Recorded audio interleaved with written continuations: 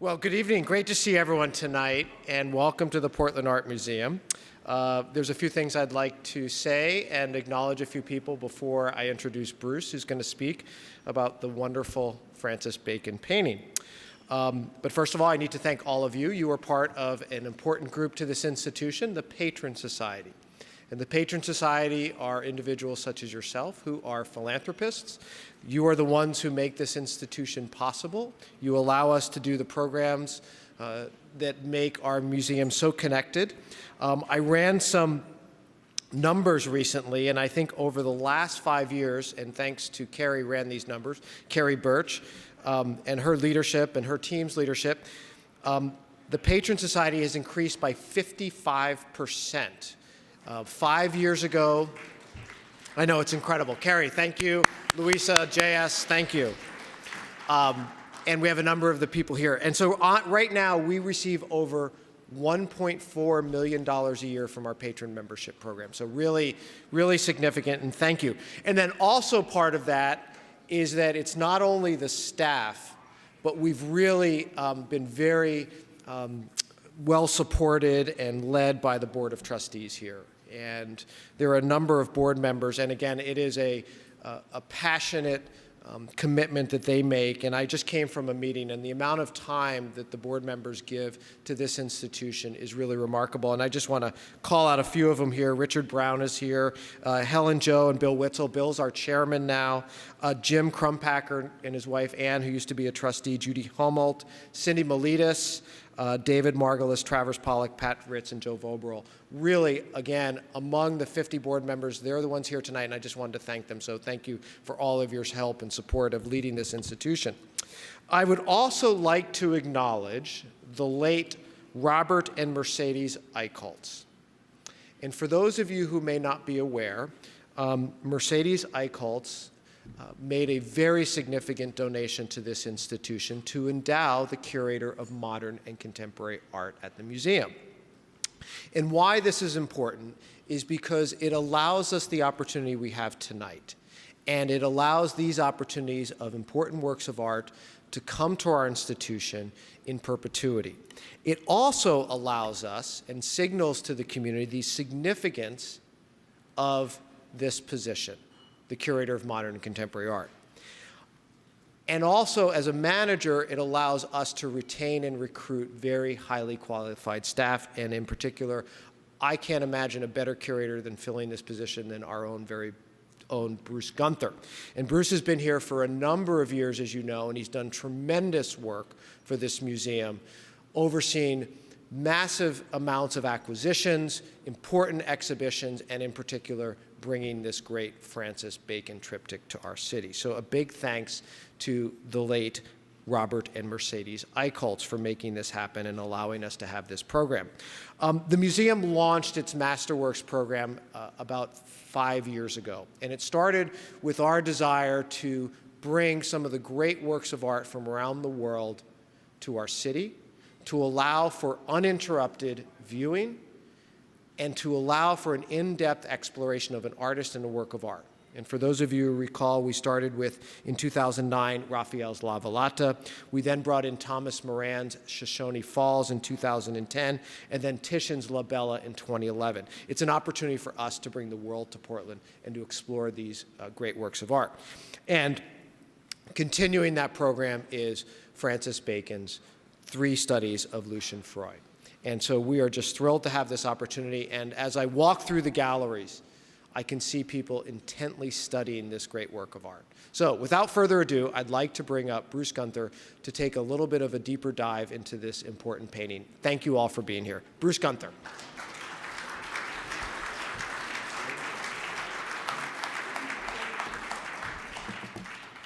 Thank you, everyone. I'm glad to see you all out tonight. And I'm not going to ask a show of hands of all the people who resisted 87 articles worldwide on the Francis Bacon until they could come tonight to see the painting, 2 months after it was put on view. But it's nice that you're here, and we're glad and the painting is here, and we're thrilled.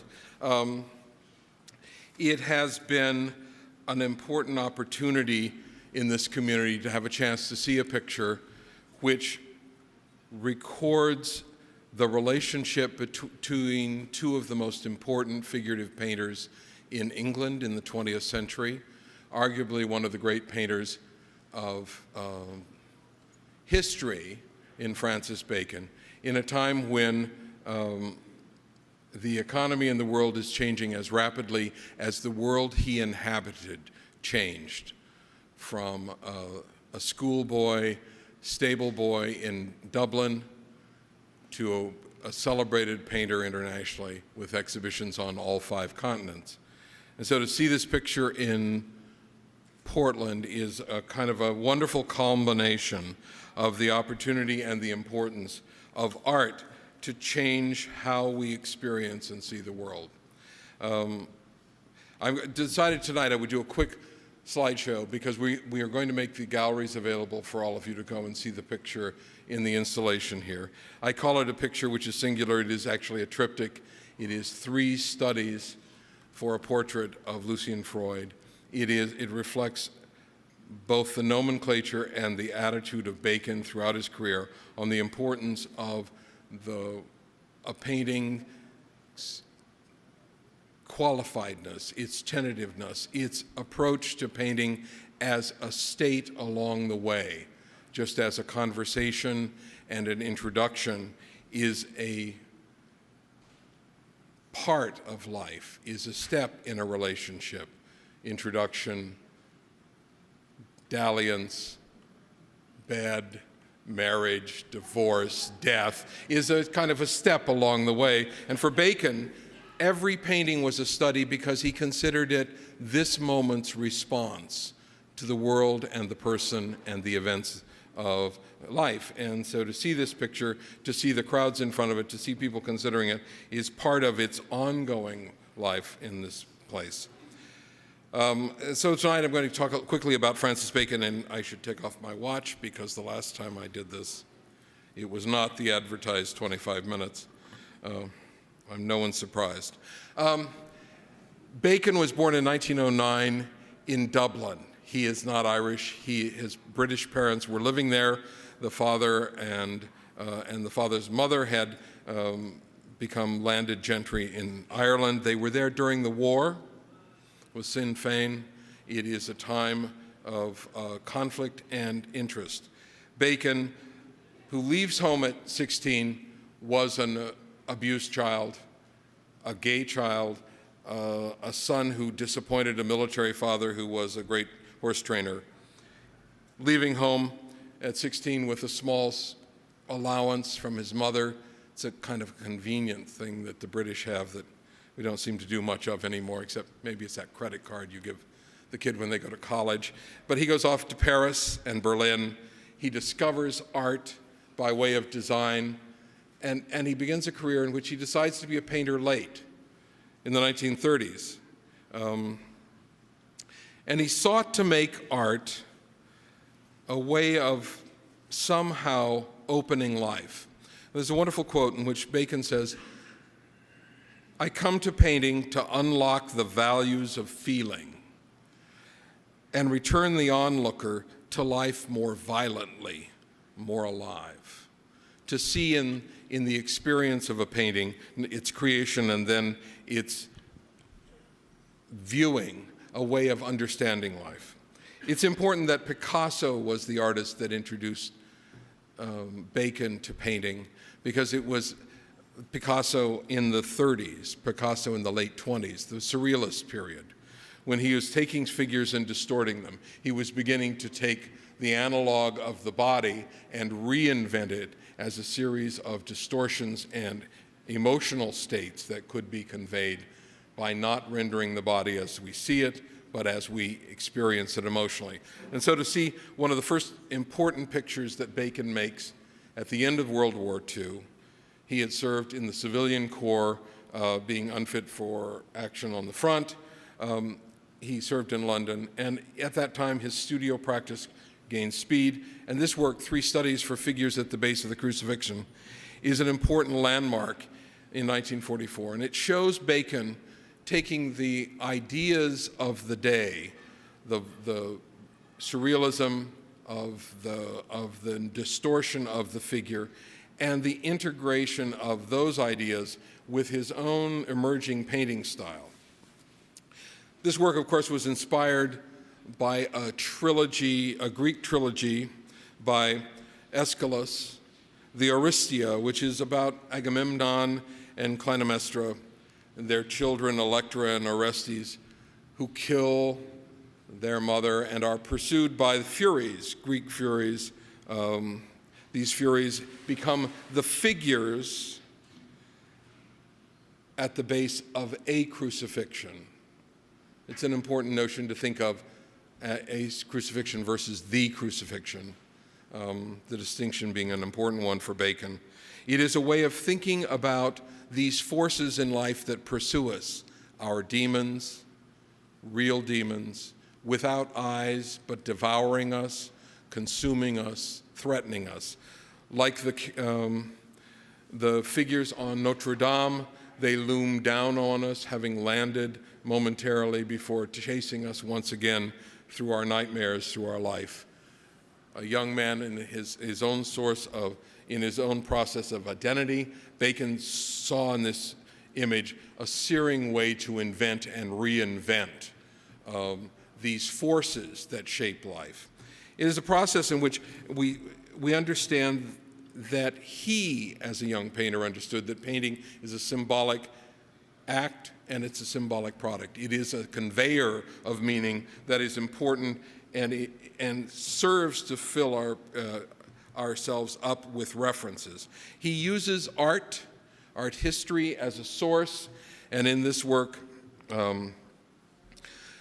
called Painting 1946, he shuffles together the great oxen of Rembrandt with the slaughterhouse images of Soutine. He locates the anonymous everyman under an umbrella inside a caged space, that space itself surrounded by a series of ambiguous forms. Are they furies again? Are they dreams? Are they nightmares? What are they becoming? And in a space that in itself is designed, resolved as a series of abstract shapes, he positions the surrogate self, the surrogate viewer, under this umbrella, framed by the crucifixion formed by the open carcass of the bull. It waits and it passes. And it is that notion of how this complex layering of imaging creates meaning, creates a source of stimulus for the viewer to come to. It is the nature of Bacon at this point that his use of art history and historical forms meets with contemporary photography and the cinema of the day.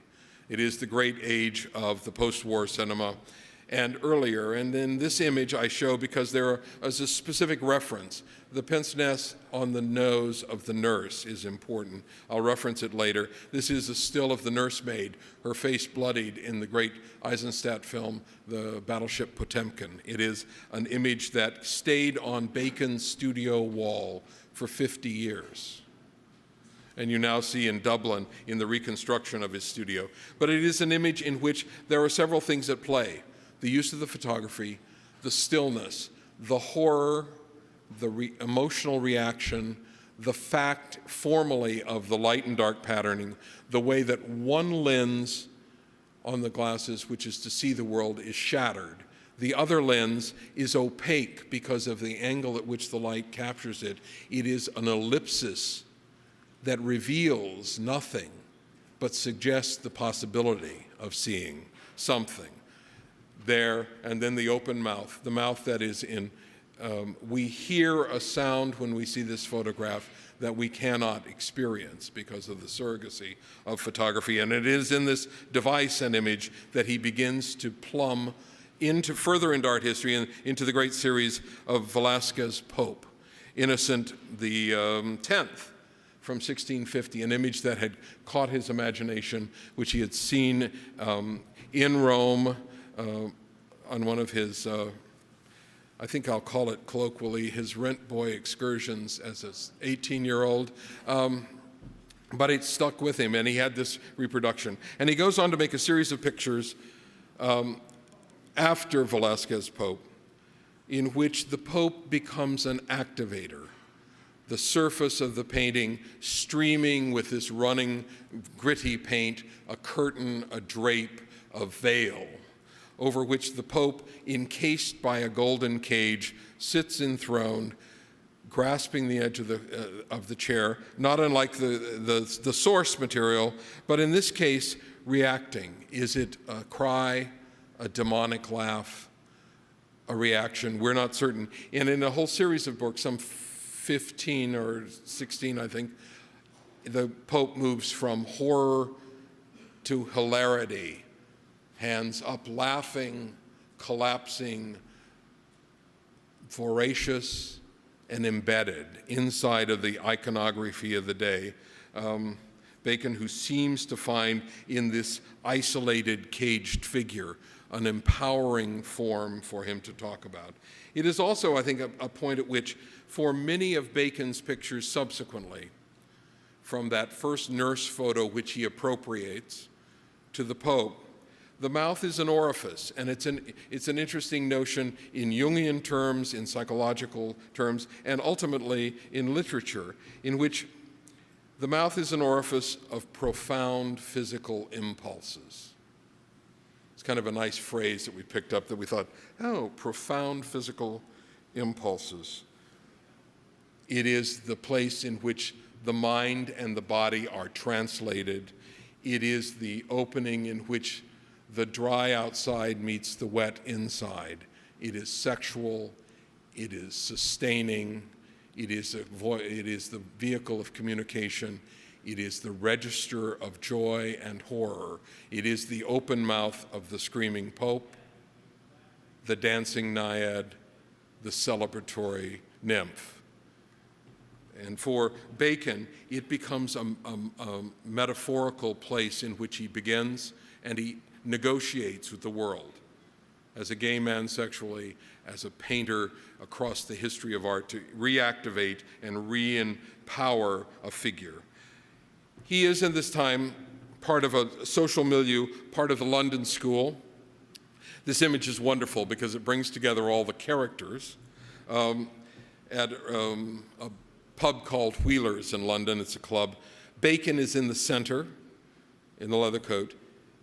And from the, let's see, I always have to figure this out, left to right, Timothy Barron's a painter, Lucian Freud, it's a 1950s picture, so this is Freud, then Bacon, then Frank Auerbach, an artist whose paintings have recently been given, to the museum, a great figurative painter in the London School, and then Michael Andrews. The photo is by John Deacon, a member of this circle. It is a circle of young Turks in the scene, the young artists who were challenging the established Henry Moore, Barbara Hepworth, Nicholson, the great painters. They were introduced by Graham Sutherland, the surrealist Catholic painter of England whose great paintings of the crucifix were admired by Francis Bacon, dismissed by Lucian Freud, challenged by the marketplace, but a central figure to what was going on. And so in this work, in this photograph, we see the cast of characters that will shape Bacon's milieu, his association. He continues to plummet. He does a series of paintings about Van Gogh, using the famous portrait of Van Gogh on the road to Tabasco. He reinvents this darking figure, not unlike a figure out of Godot, Waiting for Godot, or the painter himself, searching for his style, searching for his place. Paint as an explosion, as a definer that is emotionally and psychologically charged in color. He uses the space frame, now not the cage around the Pope, the kind of container, but as a way of defining a space inside a landscape. And you see its black lines connecting the two strip trees as the shadowy figure of the painter moves across the landscape, the extreme diagonal.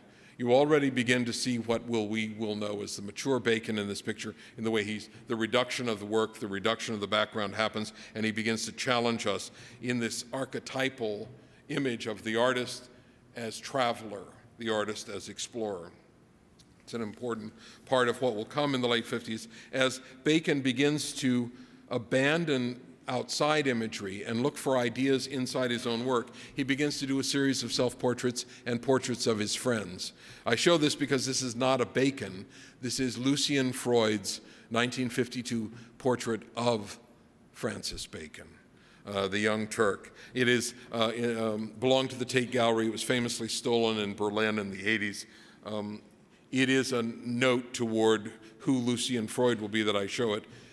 Flat, drawn more than painted, dry. It is an exploration of the surface and the face of Francis Bacon. They were great pals. For 26 years, they met virtually every day. They would have dinner, they would gamble, they would commiserate about Freud's failed dalliances with women, Bacon's lost boy. They would find each other solace in this improbable friendship in the 60s between a gay man and a straight man, who now we know wasn't quite as straight as he was and fathered 40 children, but that's Lucian Freud. That's someone else. They shared emotionally and challenged each other intellectually. Here you have two artists who commit themselves to painting the figure in an age that is abstract.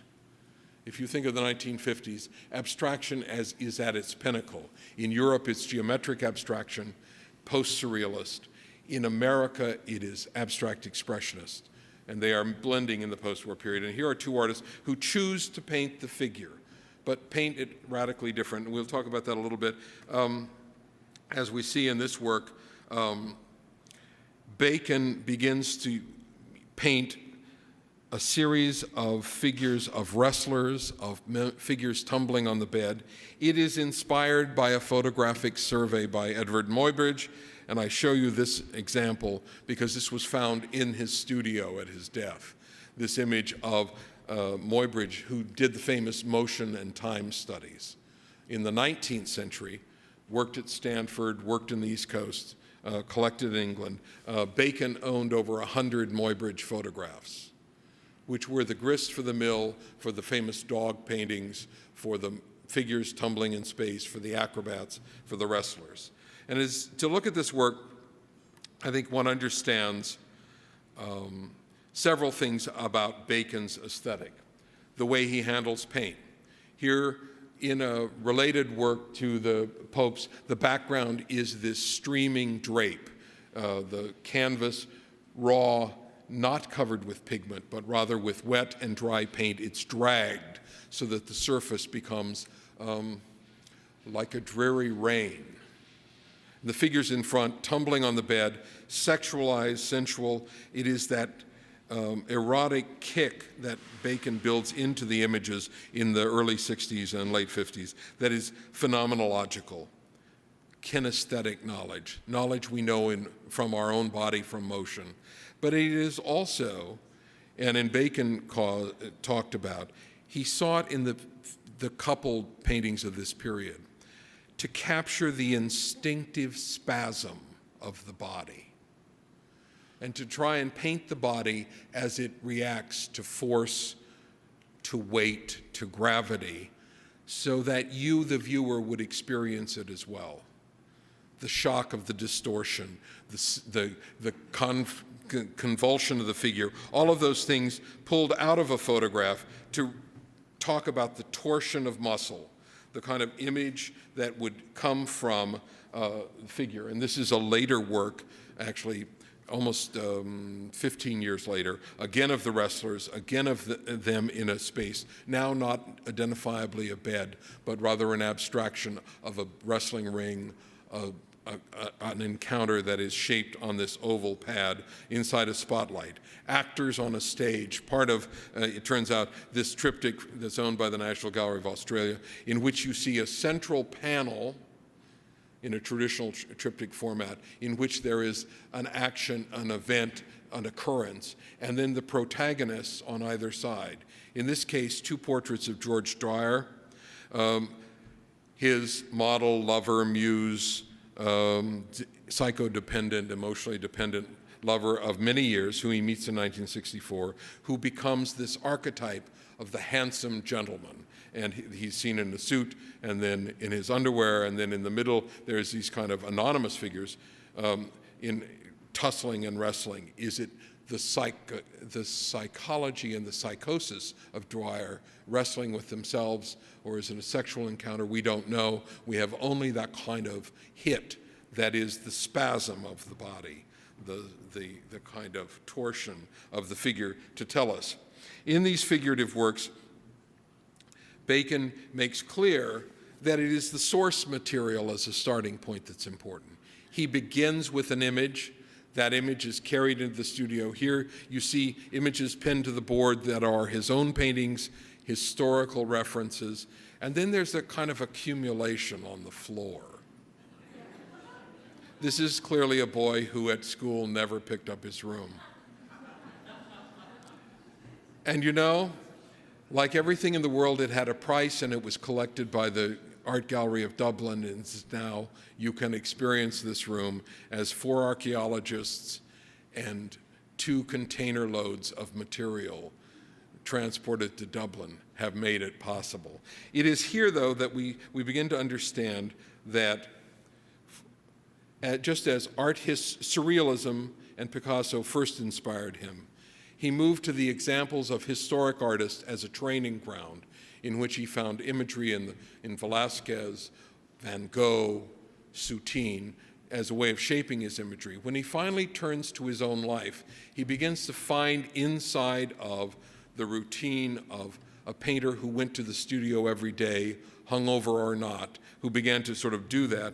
He begins to make a series of pictures that are intimately about his own face, a series of self-portraits, about the faces of his friends, and that's where the 3 studies for a portrait of Lucian Freud happens in 1969. He has moved to a Muse house in South Kensington, in which the largest canvas that he could carry up the stairs and through the door to the studio is the size of one of the triptychs panels. And it was the sense of this module that systematized his paintings.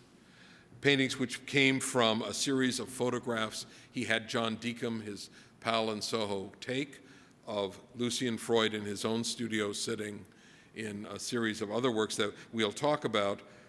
But it is that use of the source of photography that's important.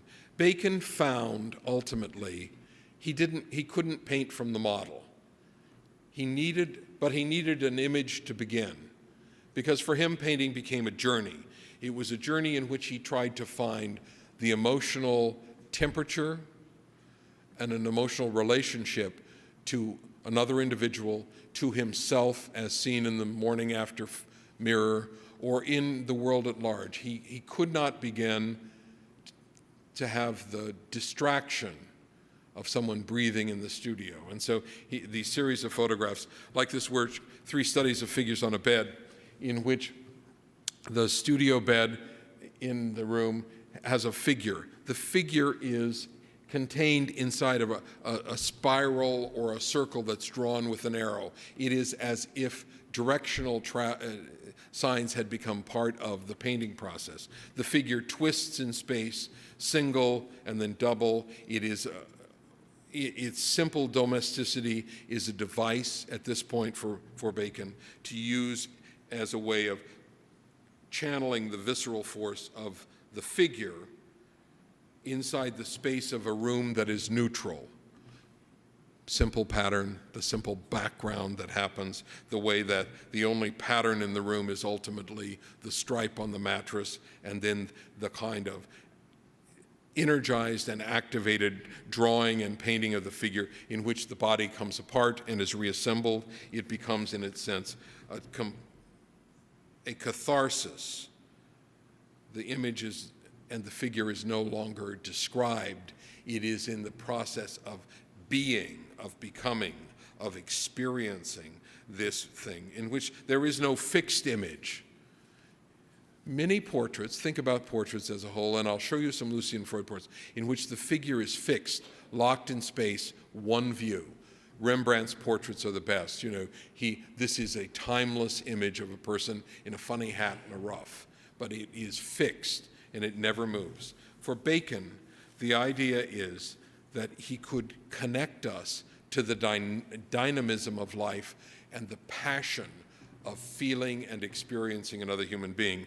And so throughout his work in this period, in these systematized portraits and framework, again a triptych, this one from 1973, it's a posthumous portrait of George Dwyer on the left, a self-portrait of Bacon in the center, and then a portrait of Lucian Freud on the right. It's interesting that he combines these things, because it's not very far down the path before you understand he is sitting in the middle of a conceptual space in which the body, the physical, the emotional being of George Dwyer, his lover, is on one hand, and the intellect and the challenge of his work and his professional life, personified by Lucian Freud, is sitting on the other. The portraits in the background are also images of the men reversed. Bacon is next to George Dwyer, and George Dwyer is next to Lucian Freud in the drawings that are pinned to the wall. And so you get this composite of mind, body, work, life that happens inside this picture. I think it's a symbolic positioning in which body and lover, mind and friend set up a qualified domesticity inside the artist. It is that sense of being and searching that he finds. Bacon as a painter is, I think, one of the great masters of the brush, of the painterly incident in which a solid color becomes a wash, a transparency, a scumble, a feathering dust like snow falling. He is a master, and in his work, he employs all of these things to reinforce the notion of painting as an act. It is a caress, an attack, an intention, a disruption. Here, the figure modeled like wet clay, as if the body had been taken apart and reassembled, as it tumbles inside this arena, a space frame that occupies a space, a raised platform, the figure, as in a dream, finding its own space, the tension between that which is rendered and how it is rendered in balance as he tries to play the nature of the brush. Notice the way that circle brings up what appears to be buttocks, shoulder blade, something in the anatomy, and magnifies it. Remember the nurse and the lenses that obscured and released. It is that notion. The arrow that points to another circle where a head may be, we're not sure, it's a device that happens. On the edge, a flying figure on the edge of the cage, like a Greek fury revisiting, reactivating the background of the picture. In thinking about the corporality of flesh and the abstraction of the background, one is reminded that Bacon committed himself to break down the barriers of the skin. You know, the skin is the thing that holds us together. It contains us. It protects us. Its breaking makes us vulnerable. We break the skin emotionally and physically. And Bacon committed himself in this kind of important way to connect life and death, meat, flesh, and sex inside of his painting. And so to look at these work is to understand that this is a man for whom his parents never accepted him, but gave him an allowance that allowed him to survive.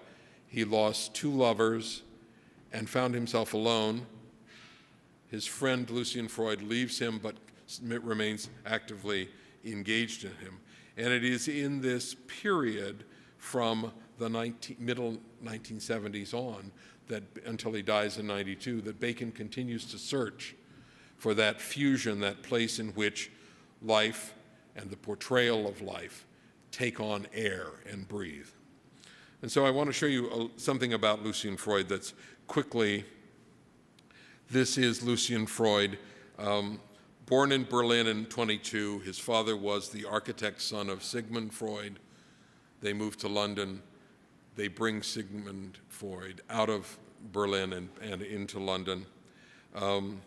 He was a profligate, a painter of great note, 14 children he admitted to, 40 he sired. He wanted to capture the surface of life.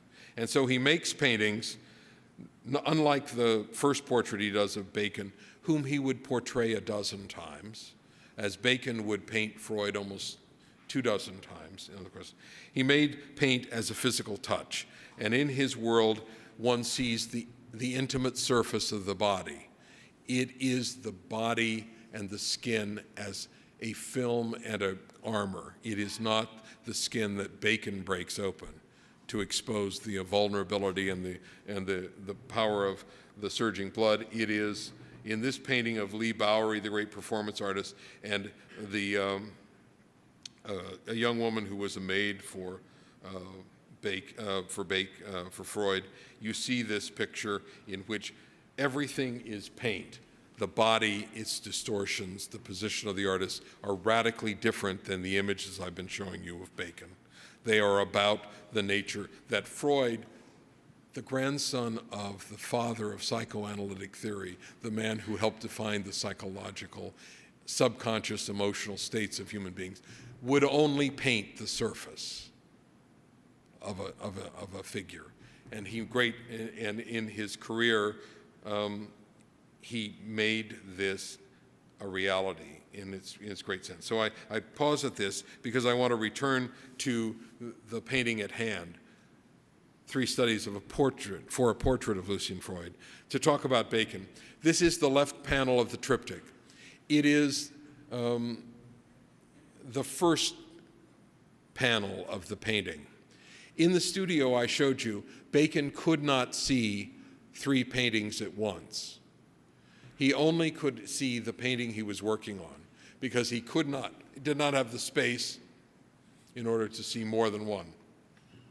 And so we're pretty certain this is the first picture because it is the most tentative as far as surface and color.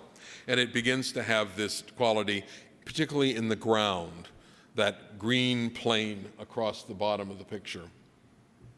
Bacon, who made a very early decision in the late 50s to only use oil paint for his figures, and that he would use for the other paint in the picture, the background in this case, he would use a matte, flat paint that was opaque, so that he could make the distinction between that which is background, the abstraction of setting, with the figure in the middle. And so in this work, he begins to explore with an oil and a brush to draw on the canvas directly. It is unprimed for those of you who paint or look at art in that way.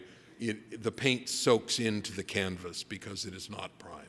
So the matte surface and the dryness of the picture is assured.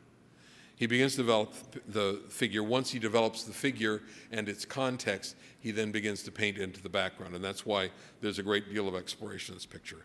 Hugh Davies, the author and specialist on Freud, who is the director of the La Jolla Museum, was here this past weekend, and we talked a lot about how this picture developed. And his theory is that the right panel was developed next, because often Freud would also do diptychs, two panels.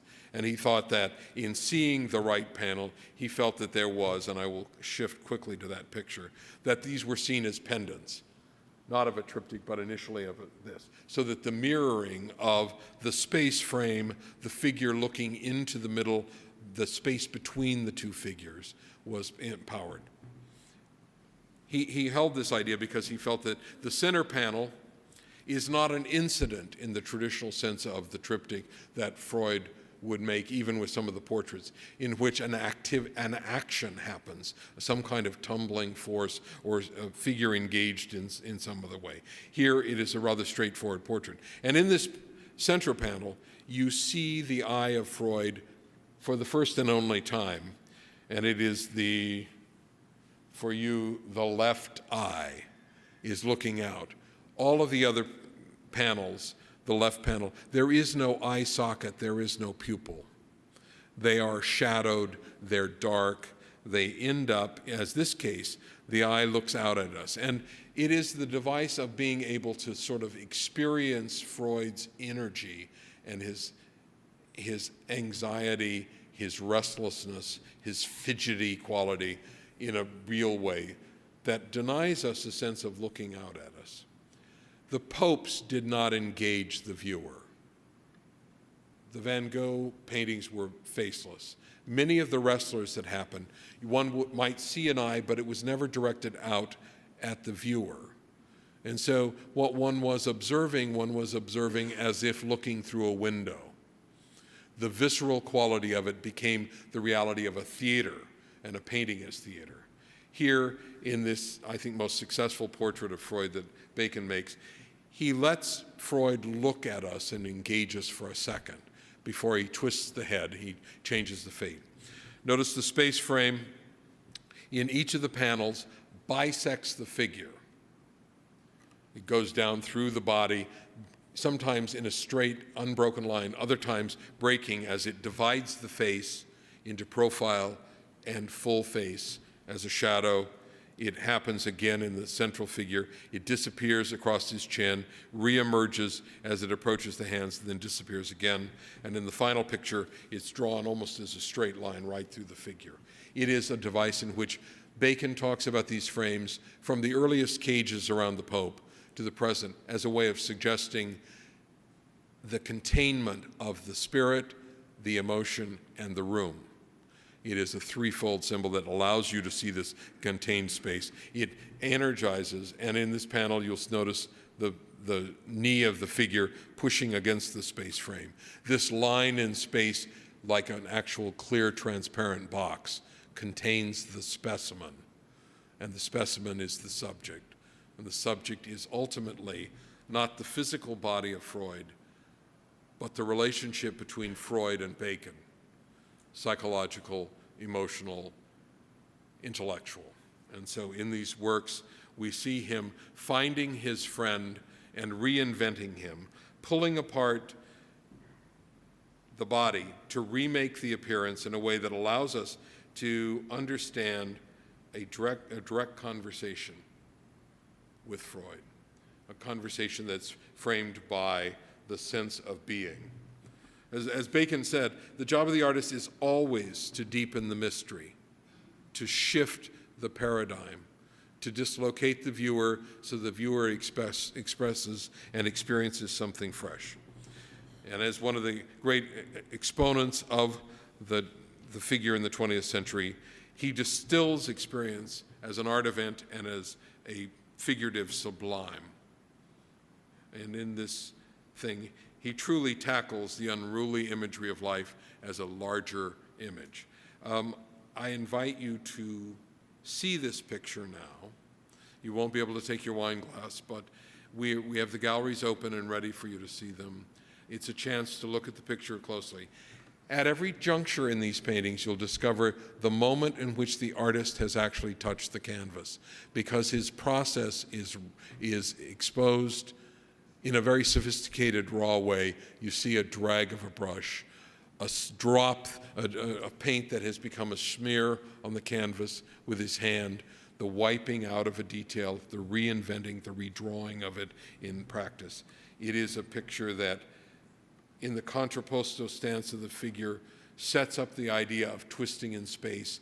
The three panels suggest the panning of a camera 360 degrees around a single figure. It is as if 25 years of friendship were distilled into a series of glyphs, S-curves and counterpoints that add up to an emotional experience for us who did not know the subject, who know the painter through his devices and his hand. We discover something fresh about the way we understand breathing, and we understand the body through the feel of the body and its rendering. Francis Bacon, the latest Masterworks Portland, thank you for coming. Please go to see the painting.